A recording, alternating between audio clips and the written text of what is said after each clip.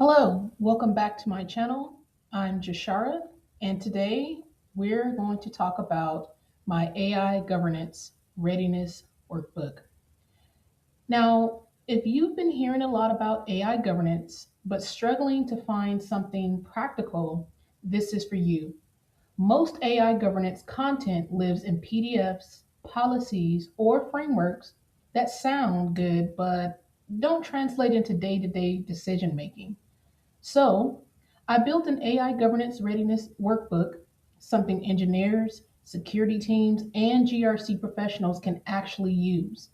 This workbook is aligned to the NIST AI risk management framework, but it's designed with a security mindset: proactive, detective, and reactive.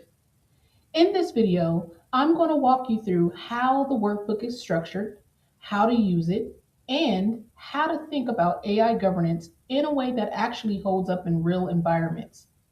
This isn't about compliance theater, it's about whether your organization can actually govern AI in the real world. Now, before jumping into the controls, let me explain how this workbook is meant to be used. Each tab represents a part of the AI risk lifecycle. For every control, you'll see a question: why it matters, what evidence to look for, who should own it, and what the risk is if it's missing. This isn't a pass fail checklist, it's a readiness and maturity assessment. You're meant to identify gaps, assign ownership, and prioritize what actually needs attention, especially from a security and risk perspective.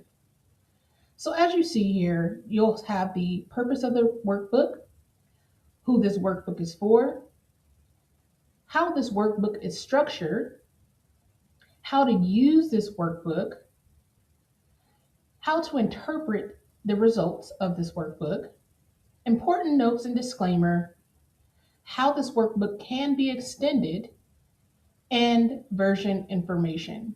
And as you see, this is my first version of the AI governance readiness workbook. Governance only works if it can be operationalized.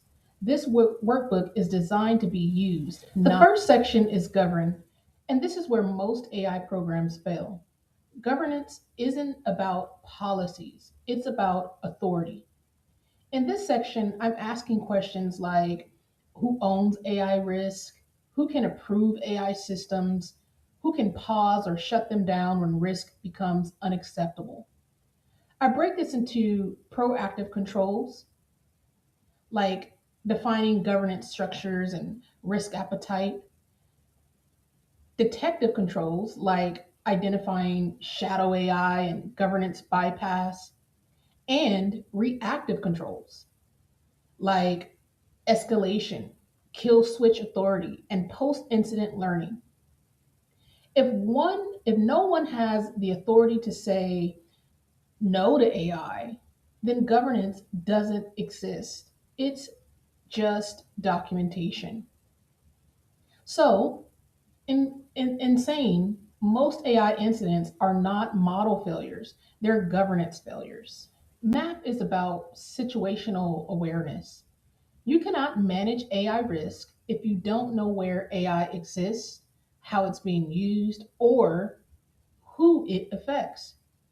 This section forces organizations to inventory AI systems, define use cases, understand data sources, and identify impacted stakeholders.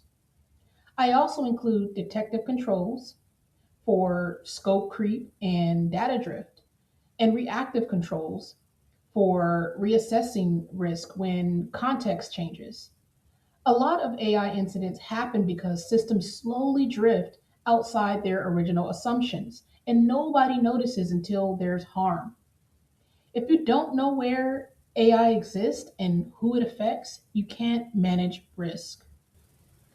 Measure is where AI governance becomes real. Accuracy alone is not trustworthiness. In this section, we're measuring performance, bias, fairness, data drift, and security signals over time. I included proactive controls for defining metrics, detective controls for continuous monitoring, and reactive controls for what happens when thresholds are breached. Measurement without response is meaningless. If metrics don't trigger action, they're just dashboards. AI governance without measurement is just manage is about control over time. AI risk doesn't end at deployment. This section focuses on lifecycle governance, change management, incident response, recovery, and retirement. I treat AI systems like critical infrastructure because that's what they are becoming. If you can't control changes, respond to incidents, or retire unsafe AI, then everything upstream eventually collapses. And as you see here, I have a proactive, manage detective, and manage reactive. So we don't deploy servers without lifecycle controls. AI shouldn't be treated differently. So finally, you can use this workbook in a few different ways. Security teams can use it to assess AI risk exposure. GRC teams can use it to structure reviews or internal audits. Engineering teams can use it to understand what governance actually expects. It's also useful for leadership conversations because it translates abstract AI risk into concrete gaps and ownership. Now, this is framework aligned with AI RMF framework, not certification focus. So, again, this is mostly about your AI governance readiness. Now, I'm sharing this workbook for free because I think AI governance needs more practical tools and fewer buzzwords.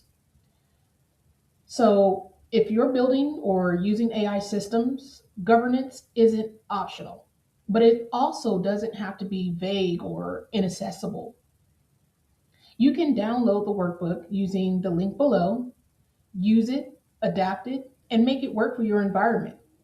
If you're building AI systems, governance is not optional, but it doesn't have to be abstract. Thank you for watching my video. Please like, share, and subscribe. Have a good day and happy holidays to you.